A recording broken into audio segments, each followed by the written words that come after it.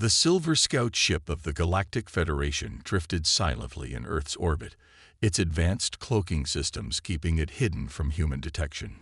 Captain Dae-ho Kim stood at the observation deck, his gentle features hardening as he watched the broadcasts from the planet below.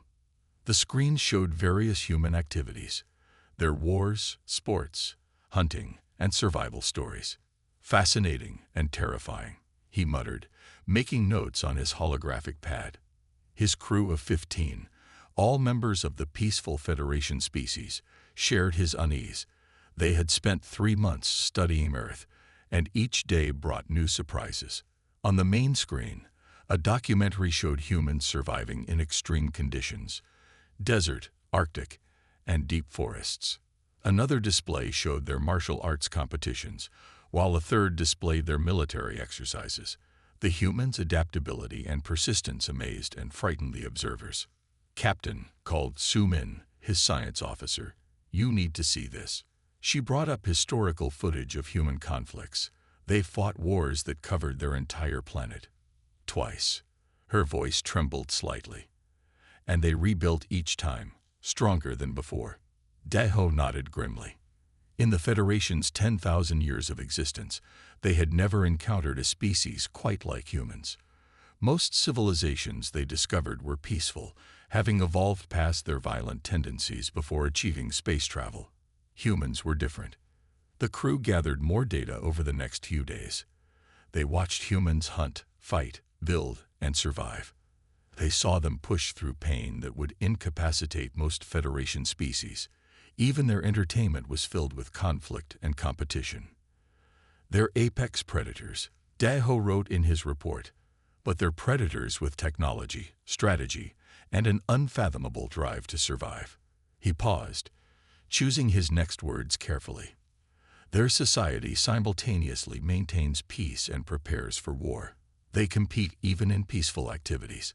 Their bodies are designed to handle extreme stress, and their minds are wired for both violence and cooperation. Back at Federation headquarters, Senior Council member Jae-yun Park read the report with growing concern. The holographic images showed humans performing feats that seemed impossible to the Federation standards. A human continuing to fight with broken bones.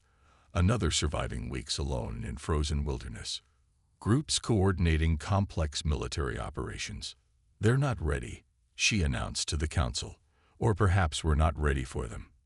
The council chamber fell silent. These humans, they're capable of things we've evolved past. Their potential for violence, their predatory instincts, they're too unpredictable. The council debated briefly, but the evidence was clear. Humans were classified as a dangerous predator species, a designation not used in over 2,000 years. Jae-yun implemented immediate quarantine protocols, creating a restricted zone around Earth's solar system. The Federation deployed automated beacons around the quarantine zone, programmed to redirect any approaching ships. They would watch and wait, hoping humans might eventually evolve past their violent nature. Captain Dae-ho made one final log entry before leaving Earth's orbit. The humans below remain unaware of our presence, continuing their daily lives. They fight, they hunt, they compete, they survive. They're killers, yes, but they're also builders, creators, and protectors. I wonder if we're making a mistake, fearing what we don't understand. But for now, the quarantine stands. May we never need what these humans can do. As the scout ship disappeared into hyperspace, humanity continued its march forward, unaware they had been judged and found too dangerous for galactic society. Little did the Federation know that their fear of humanity's violent nature would one day be their salvation. The beacons blinked silently in space, marking the boundary between Earth and the greater galaxy, waiting for a day when either humans would change or the Federation would need their unique capabilities. That day would come sooner than anyone expected. Commander Hae-jin Lee stared in horror at the emergency transmissions flooding his command center. The peaceful colony of New Haven, home to over 2 million Federation citizens, was under attack. But this was unlike anything the Federation had faced in its long history. "Sir, the defense shields are useless," His junior officer's voice cracked with panic. They're just passing through them like they're not even there. The main screen showed dark, shifting masses moving across the colony's surface. Where they passed, nothing remained. The parasites had emerged from deep space 3 days ago, their origin unknown. They appeared as black, writhing clouds that could solidify at will. The Federation's advanced technology, built for peace and prosperity, proved worthless against these creatures dubbed Void Eaters by the terrified colonists. He-Jin watched the feed from his flagship, the Starlight Guardian. His people, evolved beyond violence for millennia, had no concept of how to fight back. The colony's inhabitants could only run and hide, their peaceful nature betraying them in this moment of crisis. Another breach reported in Sector 7, reported his communications officer. The evacuation ships, they're not going to make it in time. He-Jin's hands gripped the command rail until his knuckles turned white. The Void Eaters moved with terrible purpose, consuming everything in their path. Buildings, vehicles, plants, and people. The Federation's energy weapons passed harmlessly through the creatures.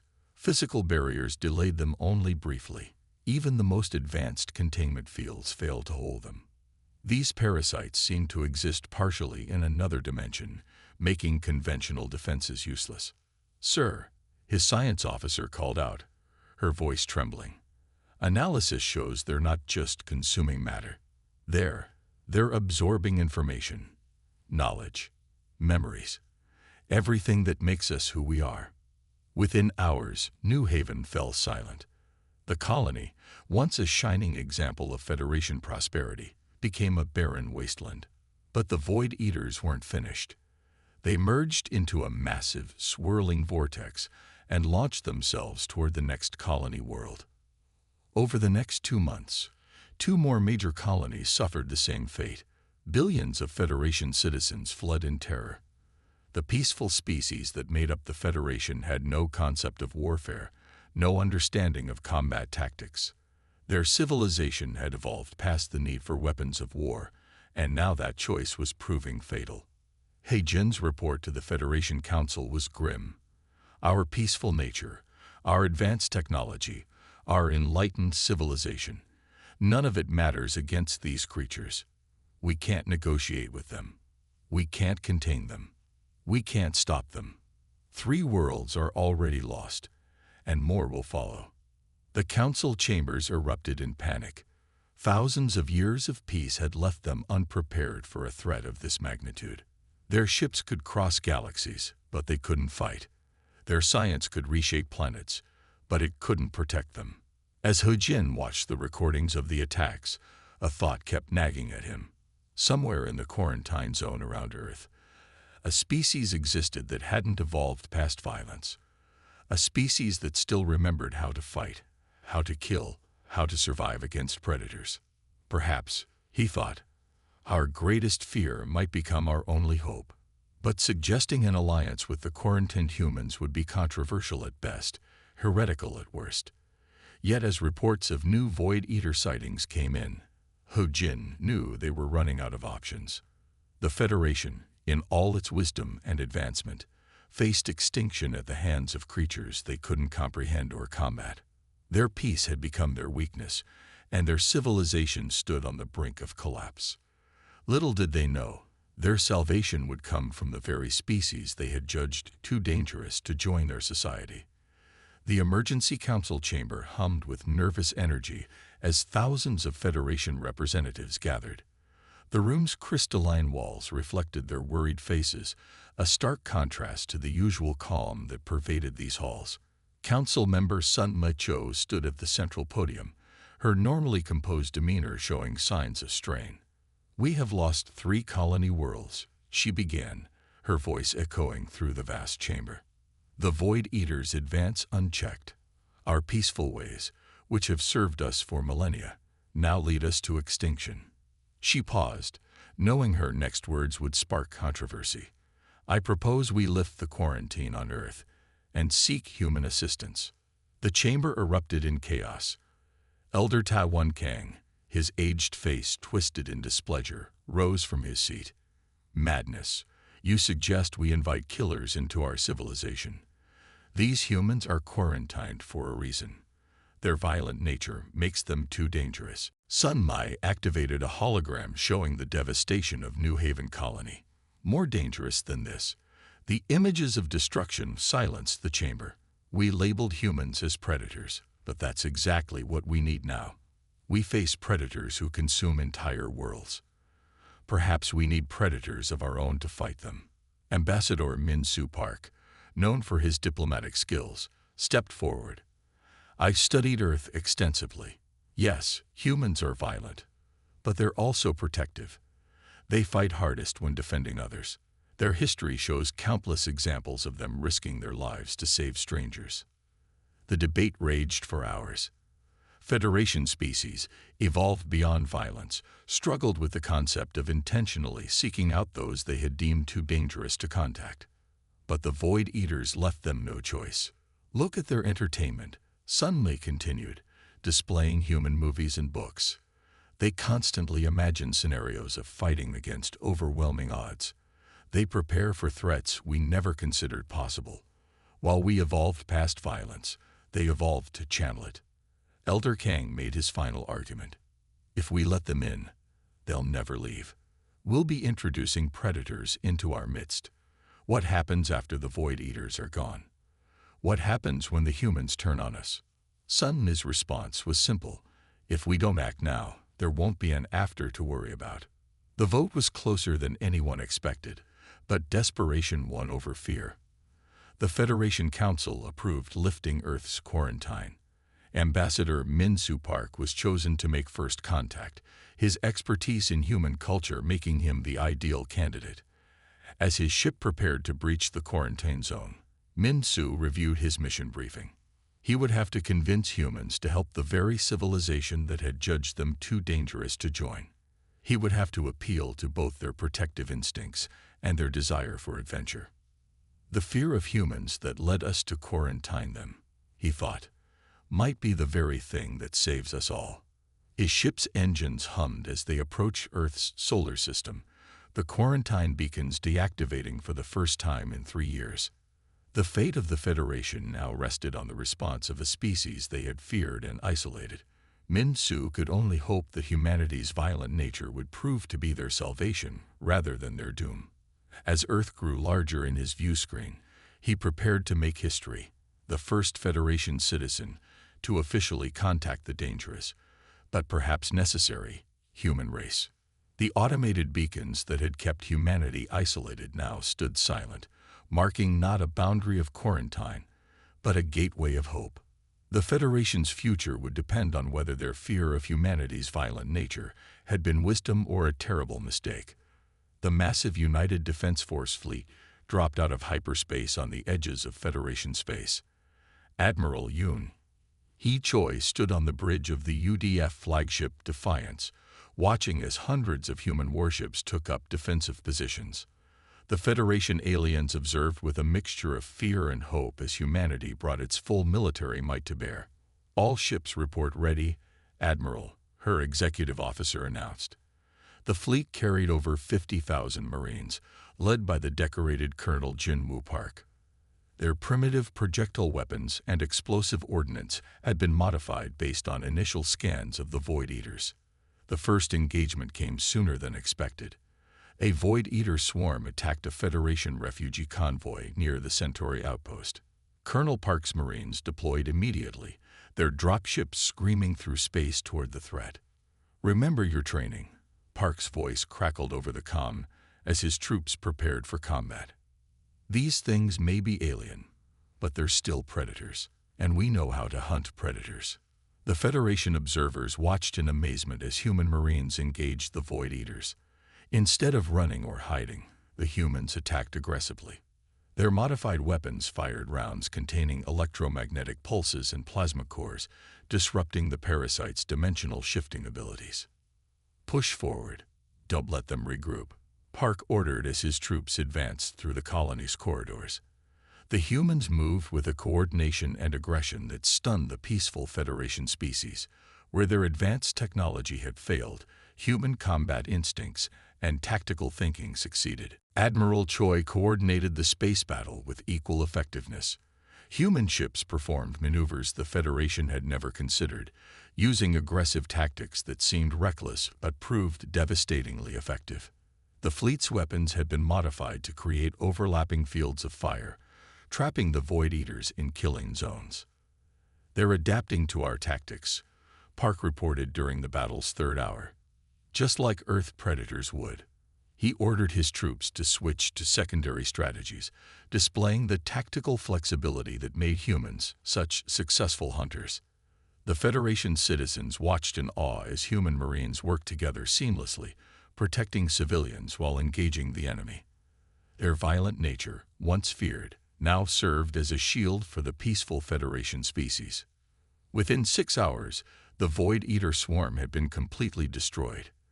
The humans suffered casualties but achieved what the Federation had thought impossible, a decisive victory against the parasites.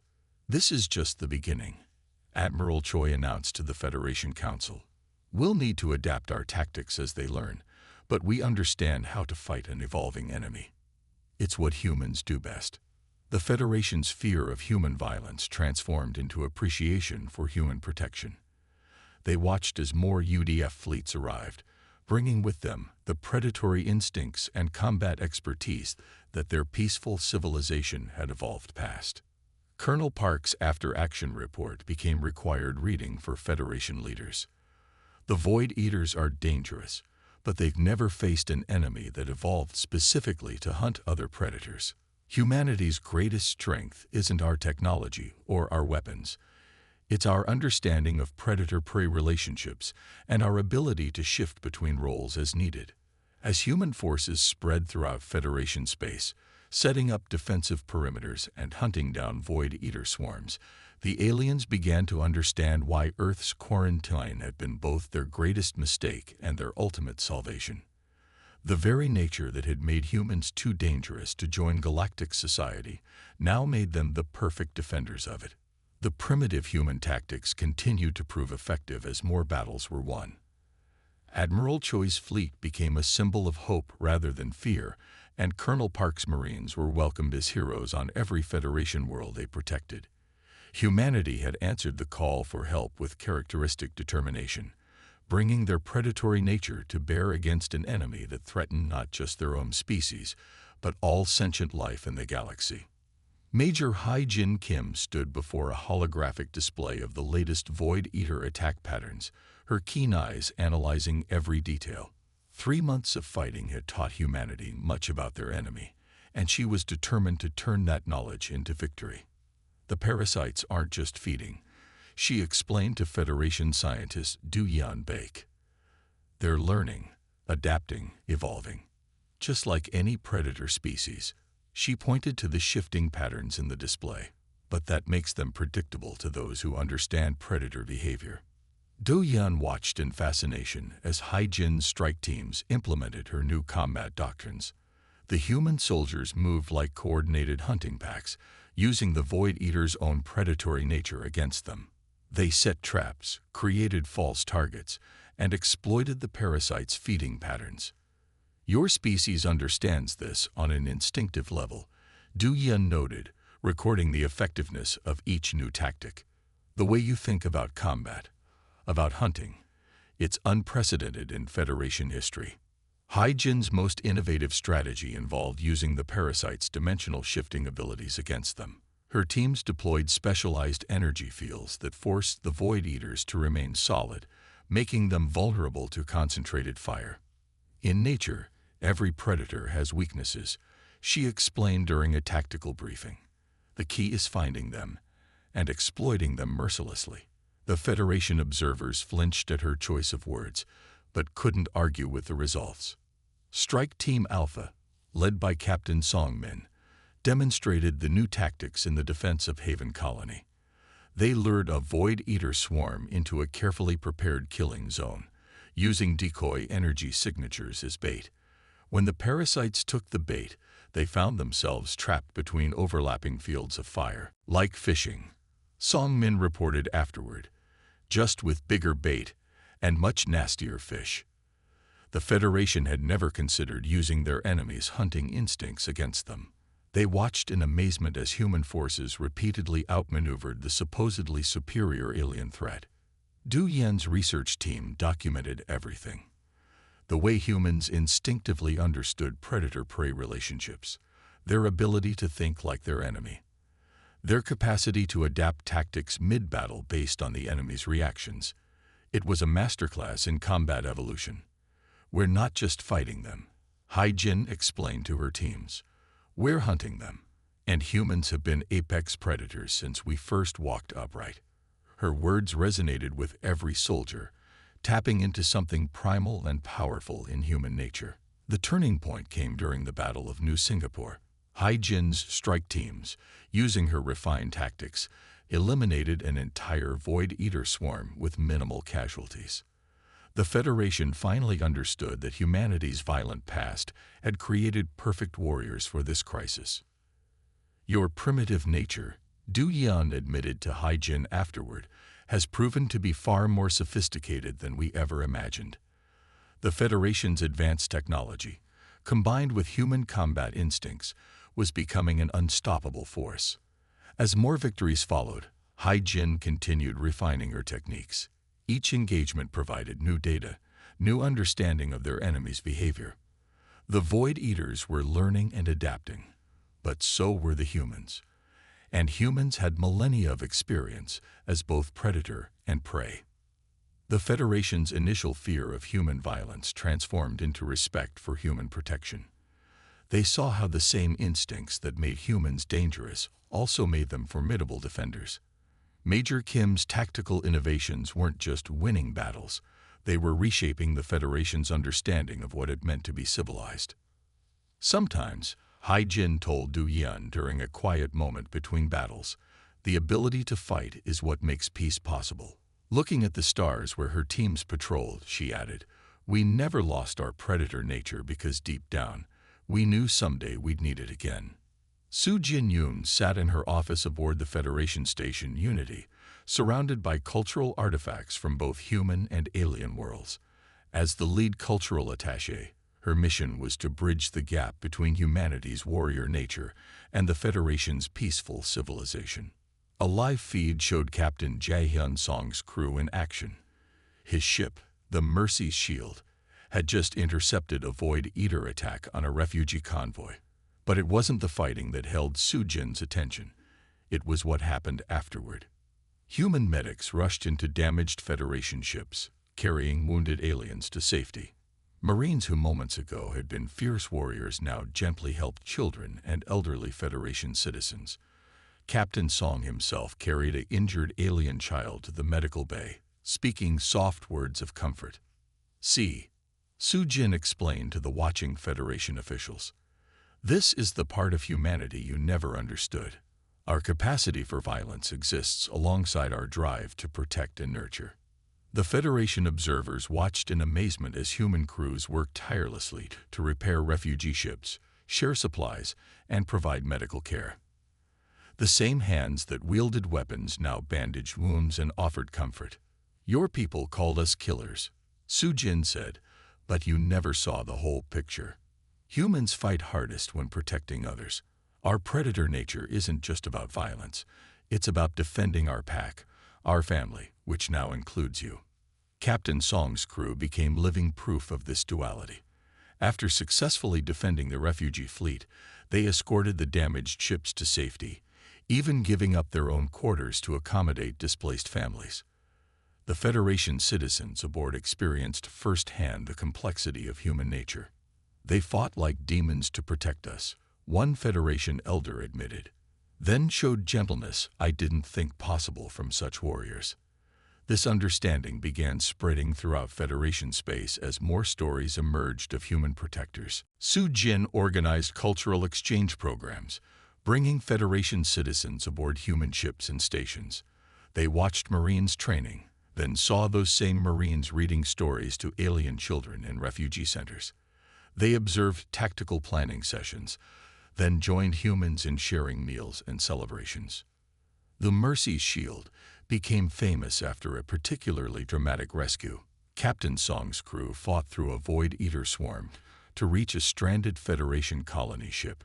Instead of immediately retreating to safety, they spent 3 days repairing the colony ship's engines while defending against repeated attacks. "Why risk yourselves for us?" a Federation engineer asked Song during the rescue. The captain's response became legendary throughout Federation space. "Because protecting others is what makes us human. Our strength isn't just in our ability to fight. It's in our choice of what to fight for." Su Jin documented countless similar stories.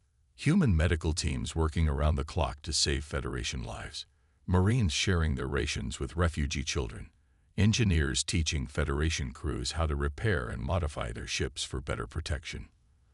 The Federation's fear of human violence gradually transformed into appreciation for human complexity.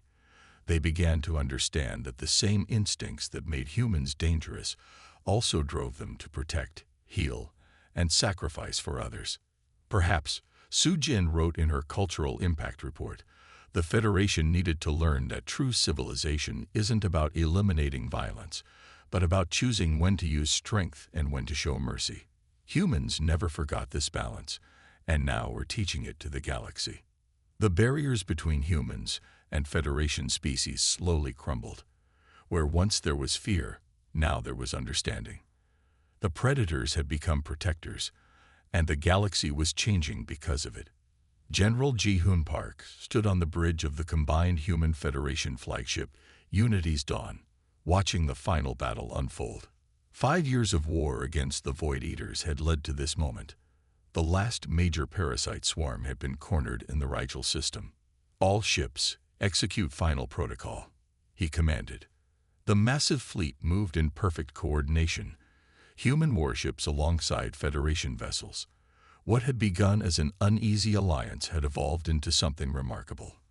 Federation ships now carried human tactical officers, while human vessels boasted Federation technology. The last battle proved the most challenging.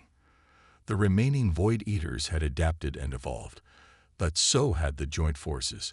Human combat instincts combined with Federation science created strategies the parasites couldn't counter. The battle raged for 3 days, but the outcome was never in doubt. As the final Void Eater swarm was eliminated, cheers erupted across both human and Federation channels. Sung Min Choi, selected to be humanity's first Federation Council representative, watched from the council chambers as the victory was announced. "Today marks not just the end of a threat," she addressed the council, "but the beginning of a new understanding between our peoples." The Federation representatives, who had once feared human violence, now stood to applaud their former quarantine subjects. The integration of Earth into the Federation happened swiftly. The quarantine beacons were dismantled in a ceremony attended by both human and Federation leaders. Where they once marked a boundary of fear, they now became monuments to change.